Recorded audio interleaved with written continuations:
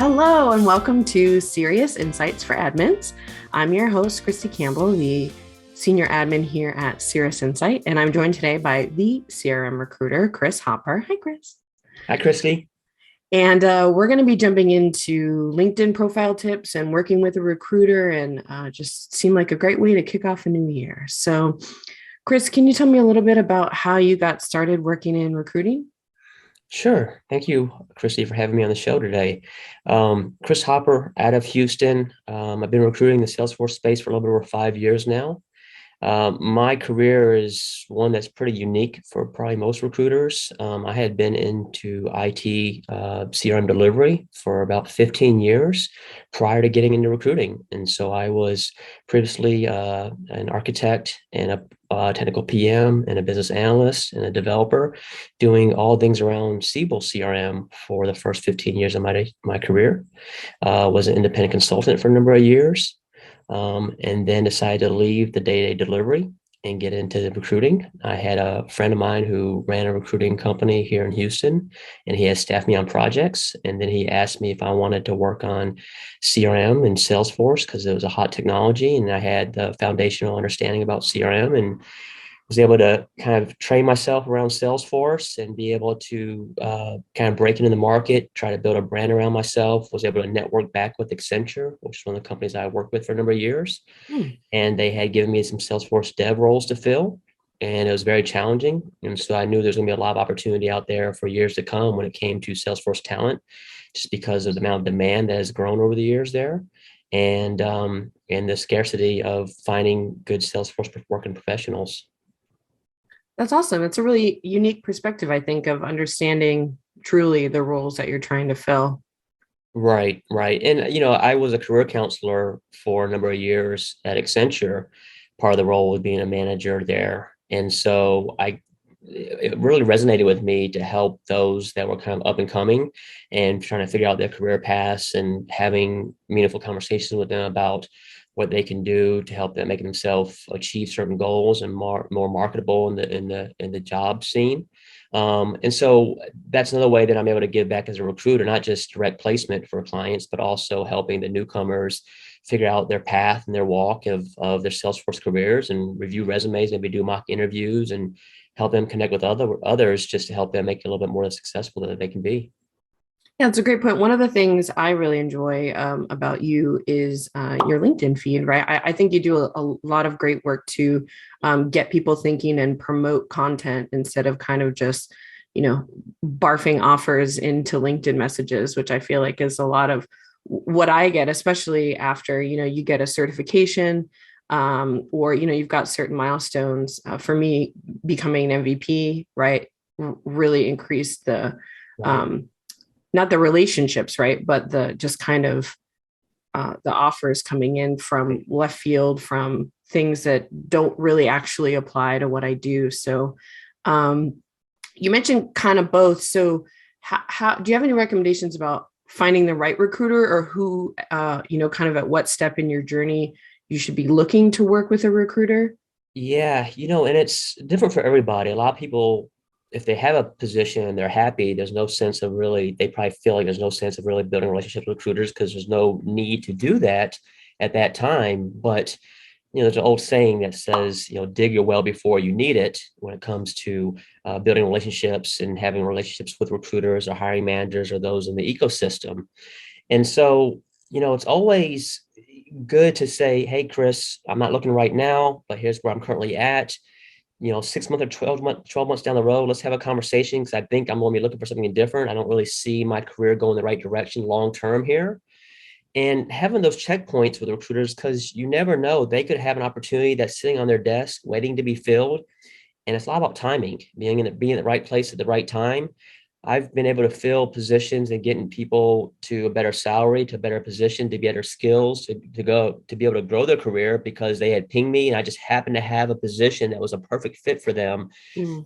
that came across my desk 3 or 4 days prior to that. And so, I know we're all busy with the day-to-day jobs and personal lives and all that, but I think if you can have a handful of recruiters that's in your back pocket that you can rely on and build relationships with over the long run, I think you'll see that's advantageous for you long term.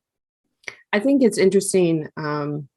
I remember when I was getting started and decided to fully move into a Salesforce role, and I kind of sent my information to a recruiter, had an initial conversation, and almost like thought that was the end of it, like thought I was in and I was going to just get a role. So I think looking back now, I can kind of see the difference between, internal recruiters that are filling more of your typical roles where I think more often when companies are reaching out to someone like you, it's for something more specific or something that's more difficult for them to fill themselves. Is that That's right? exactly right. And then I try to tell that to the newcomers because they see my title as being a recruiter that I can help everybody and anyone. And unfortunately, I wish it worked that way, but it doesn't. We're an expense to a company, and then typically companies don't come to external recruiters unless they have to, right? So they have their internal talent acquisition department, they may have their internal HR, they may have the hiring managers themselves doing the recruiting for the company. And so the only time that they're going to come, typically, the only time they're going to come to me for help is if they've been searching for months on end, haven't had any success. They posted on LinkedIn, they posted various job boards, they put it on Indeed, and nothing's coming back that is a close enough match for them to make that hire. Right. Then that's when I get pulled in and have to utilize my time and energy to be able to find somebody that they can't find. And it's interesting within the Salesforce space because there's a lot of open opportunities right now, right? But there's still these unique skill sets, whether you talk about field service lightning or CPQ or the technical architects or sometimes a senior admin that have specific products that are in the org that they want Right. to have someone have experience on. And not everyone has that, right? And so it's up to me to kind of go through the trenches, have conversations, look at LinkedIn profiles, review resumes, and hopefully find something that's a lot closer to what they're looking for versus what they're finding on their own. Yeah, I think it's interesting too to remember that those hiring managers, that aren't focused solely on Salesforce or primarily on Salesforce day to day, I think it's a good reminder to question some of the things that might be in those postings. I know I read somewhere about like, women won't apply for a job if they don't meet, 100% of the criteria versus men kind of have more of a, sure, I can figure that out kind of attitude, which I think it's good to keep in mind, they may not know these words that they're asking you about, even in an interview, right? Can you build flows, right? Like they're kind of trying to That's check right. some boxes that may have been communicated and may not fully understand Right. exactly what they're asking about until you get into the more technical conversations later on in the interview. Right. And that's another point that the recruiter can be a value added piece of the puzzle because if I have a conversation with a hiring manager or internal talent acquisition or HR, and they give me the scenarios about what they're looking for, I know enough about the technology to be able to go into that extra degree of specification and technical Q&A with the candidate to make sure they have the skill set that the client is looking for versus just having, keyword searches, right? A lot of times that's all that matters when it comes to sourcing resumes. But when you're using an external recruiter, there should be another level of value added service that comes with that. And usually I provide a brief summary about why I think this candidate is a particular fit based on this logical conversation I had about their experience and about the apex triggers that they've built or the flows that they've built or whatever the case may be to help show exactly why this person is qualified.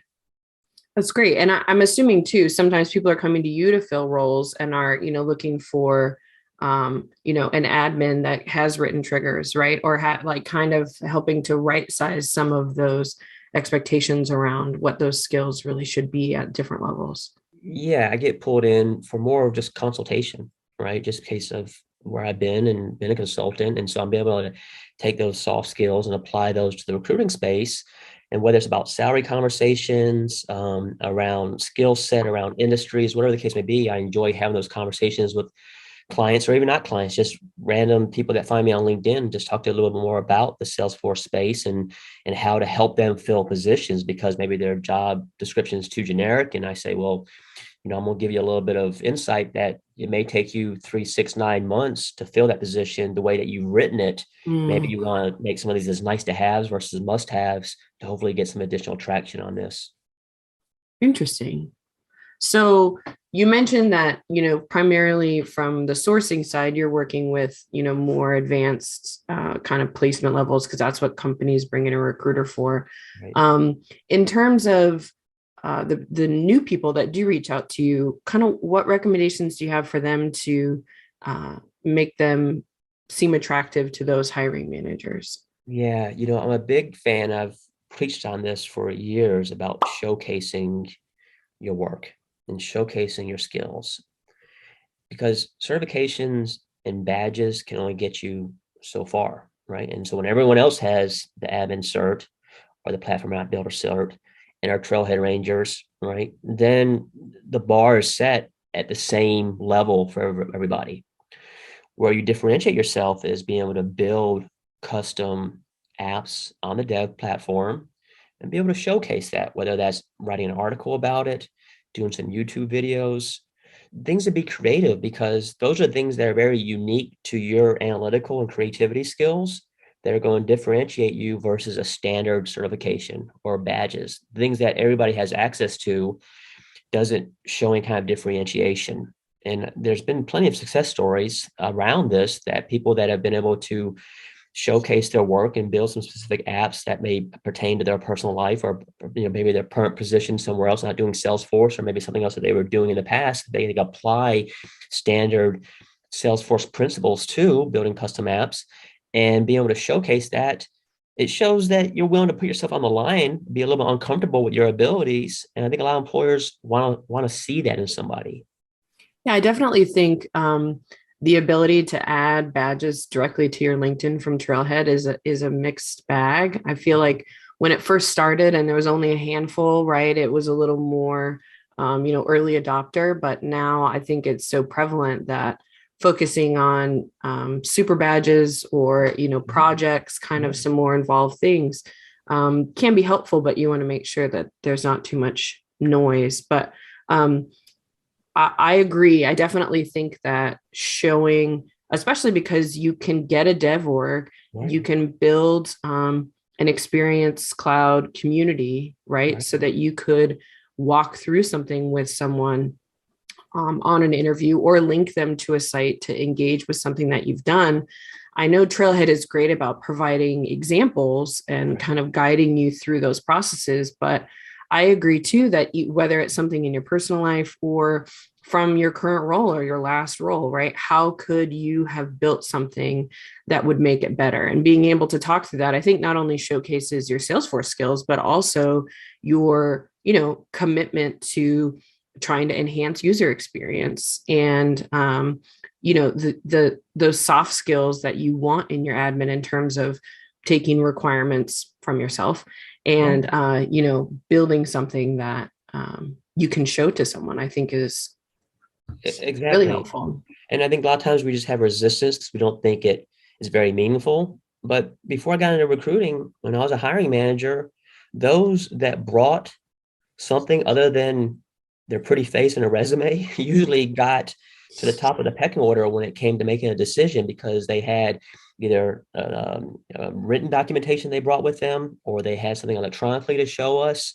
It's a different way to start a conversation and just show your true self, right? Other than just talking about just job experiences and your resume and certifications. It just gives you another flavor to bring to the table that brings a little personality to the game.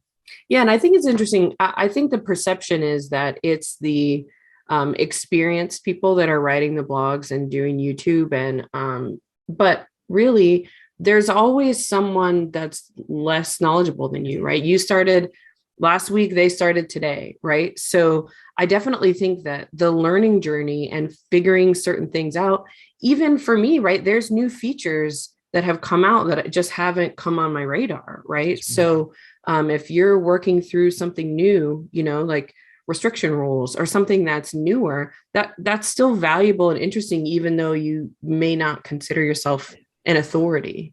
Exactly. I mean, if you just think about, if I can get one person to appreciate this, that should be enough for you want to do it, right? A way of giving back and getting notified and getting noticed in the ecosystem, right? I mean, I post every day. It's become a habit for me to do it. And I've been adding sketches and drawings just to make things a little bit unique. And at the end of the day, it's like hopefully at least one person resonates with this particular post for the day, because that's what it was for. It was not intended for all those naysayers who don't care about it, who just scroll past it and didn't resonate with them. That's fine. Today's message wasn't for them. It Right. was for those that appreciated it. And so that's kind of just a mental piece that I've been able to come to terms with. But I think the same thing that what I do, and by no means am I an artist and can draw very well, but I'm working on it and hopefully I'll get better over time. That same thought process is what I like to try to also show to the community, that they can do the same thing on their apps or whatever they want to do, that maybe they have a lower resistance around or not sure how good it's going to be. But as you do it more, you build up some momentum behind you and you build up some more skills. And then eventually you'll find that you'll end up landing that position that you're shooting for.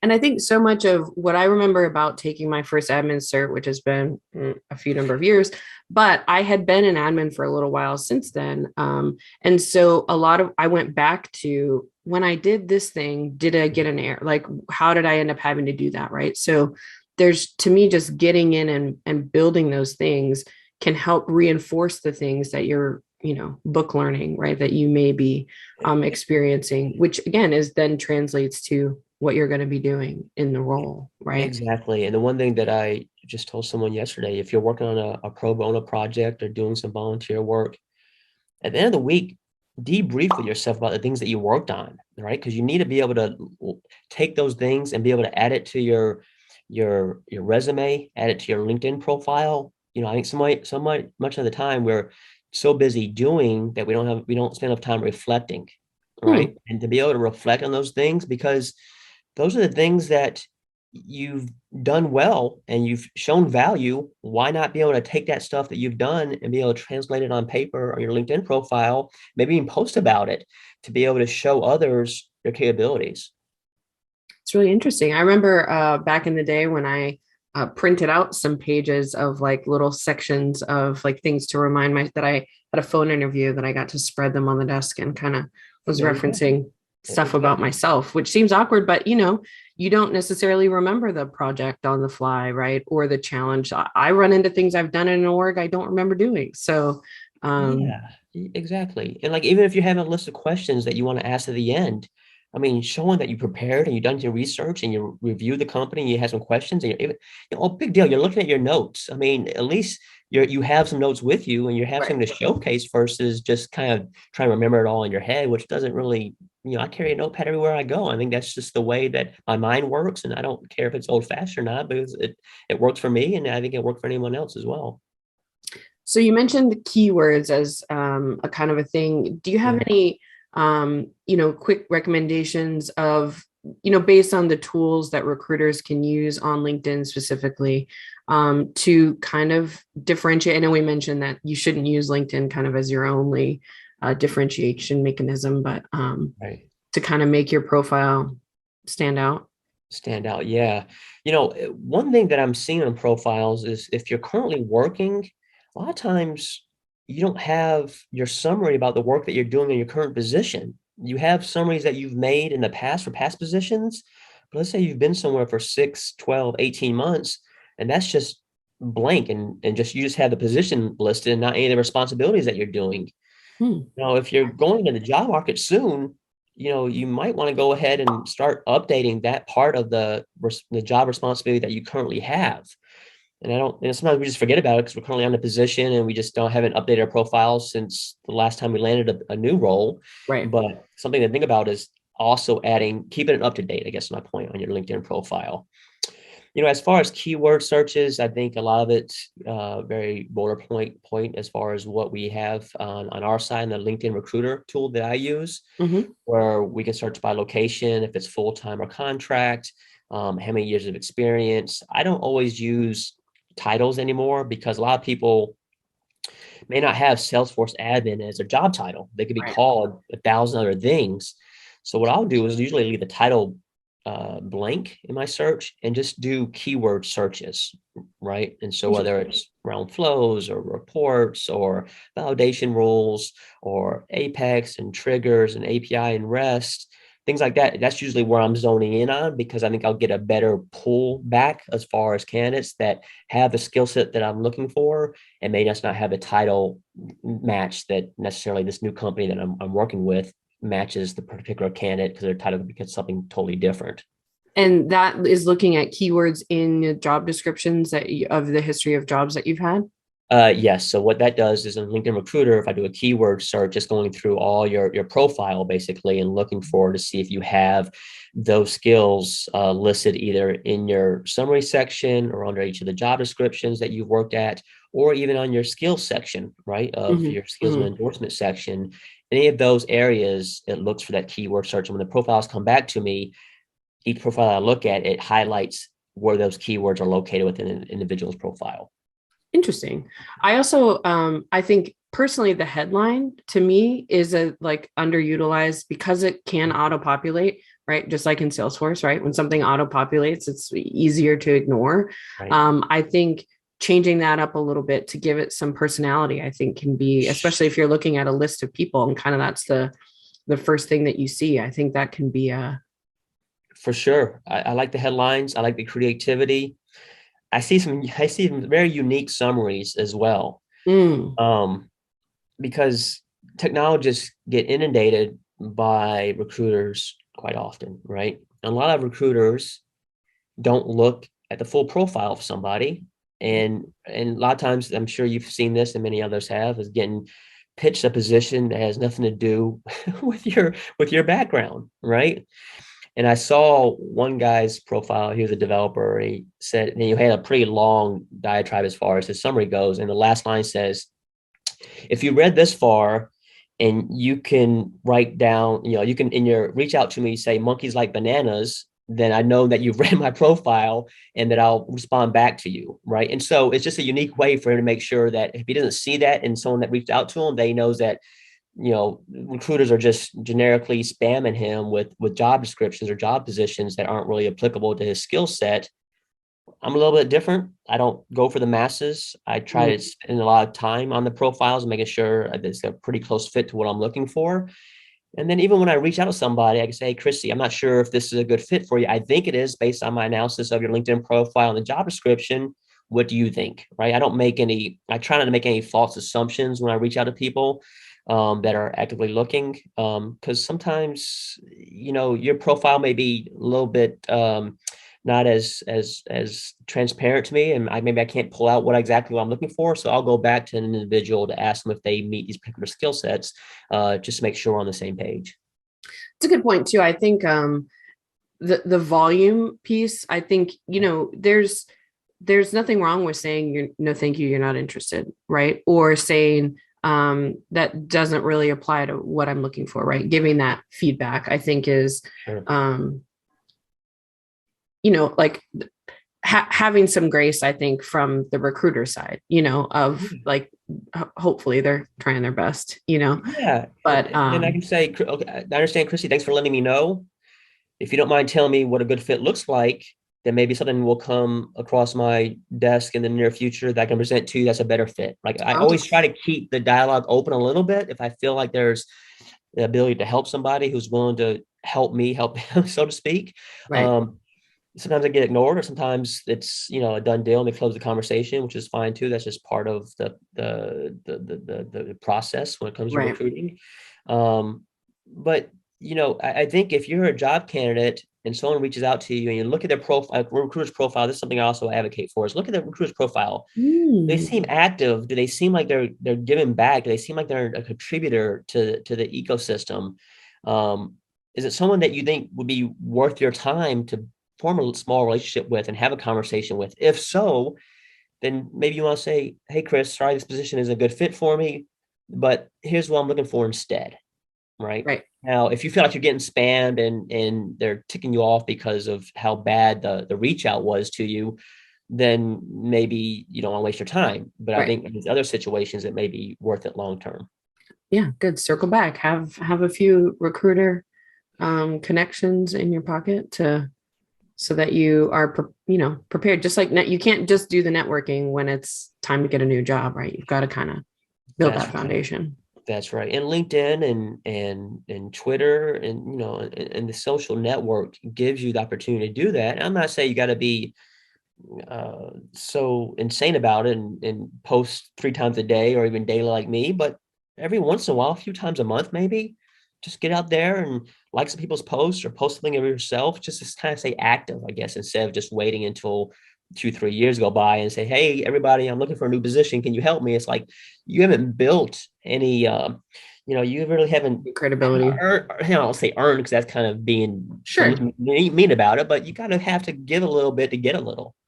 Right. And I think that goes back to the kind of personal branding conversations around, you know, building yourself up as a helper, a sharer, versus just coming in when you need money, Yeah.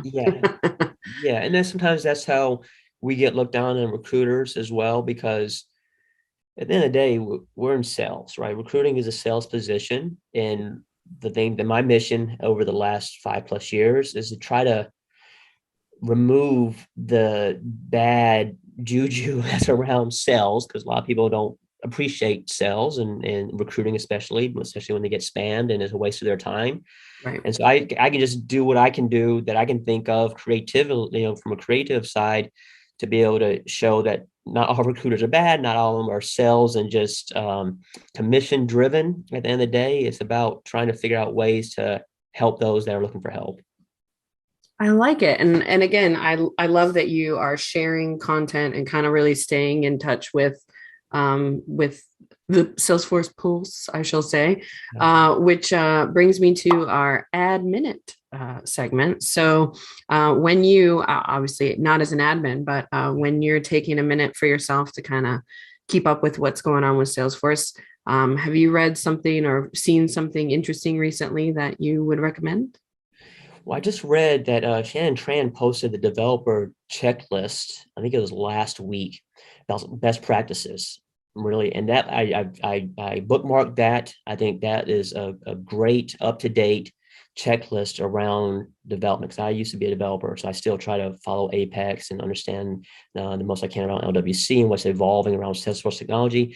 And the post that she made, she's an architect for Salesforce, and that checklist was, I think, a great, especially for those who are newcomers, to be able to use as kind of the gospel for them when they're developing Apex, to go by and utilize and make sure they're developing the best capacity that they can. Obviously, Apex Hours. We all know Apex Hours. I've been a creator there before. They constantly put on good work from the community there. Automation Hour is another good one. I think all the Salesforce Ben's weekly articles as well. There's so much diligent information out there. The thing that I also advise with newcomers is, you got to make sure you spend your time wisely. At the end of the day, if all you're doing is consuming information, it can be a little overwhelming. And then I think it can cause your head to spin and not sure what direction to go in, especially when you're looking for a new position. That I think you need to zone in and really those core admin skills, especially for the newcomer admins that are trying to get the foot in the door, right? So those are the things that you should focus on and not worry about some of these bells and whistles that Salesforce puts out in their seasonal releases and kind of all these other things that are being talked about, because it can cause your mind to get distracted, right? And not allow you to focus on things that you need to focus on. Yeah, it's an interesting piece too, that I'm not a developer, right? But I cloud admins. But in reading Shannon's post on the Salesforce blog, it's interesting to just see the other side of what people are doing and what developers are thinking of, and have some grace when you're working on projects. And as we start getting further and further into flow, kind of operating like triggers, right? Things that you want to think about with, bulkification and all those kinds of things. Exactly. That's exactly right. I mean, that's a great point, Kristi, as far as some of the things that Shannon wrote about can be applied, at least the thinking can be applied to the declarative side of the house as well, right? Having someone peer review your flow, for example, and making sure, write your variables and things like that. So there's a lot of things that, don't let, because it has Apex around it or has code around the topic of it, don't think that some of these principles and core foundational areas can't be applied to the declarative. I think for sure they can be. Yeah. For me, I caught up on the Bob Buzzard blog with Keir Bowden's blog. He Mhm. did a year in review, and it's just nice to look back at. He's in London, so talking about London's calling and some of their developer user group meetings there. But just seeing kind of the different topics, and he posts a lot about again developer topics, but things that can kind of be still interesting. So I Right. enjoyed reading about his year and finally getting a haircut after months of quarantine. And um, yeah, so that was my Great. admin this week. Cool. Thank you so much for joining us and helping us get started on a new year. If someone's looking to work with a recruiter or looking for a new role or really just spice up their own LinkedIn, maybe, and Sure. kind of finding their identity in the Salesforce space, I appreciate you coming on. Yeah, thank you, Christy, for having me. It's been a pleasure talking about this subject. It's really something that's near and dear to my heart. For any of those that are interested in connecting with me on LinkedIn, by all means, I look forward to making those connection requests. And I can help you review your resume, do a mock interview, look at your LinkedIn profile, talk about positions, talk about situations that you've been in. Just had someone reach out to me yesterday. They have a position that they were offered, and now it's stalled, and they're not sure if they should go in a different direction and look for another offer somewhere else, or continue to wait for this company to get back to them. So those are kind of situations that I get run into, and they just ask for my opinion and if they're doing the right thing. And a lot of times, I think if we just have an opportunity to vent out our frustrations or some of the stuff we're working on, it makes us feel better at the end of the day. So by all means, I'm an open door. Love to have those conversations if you need someone to turn to. That's wonderful. Thank you so much. Great. Thank you, Christy.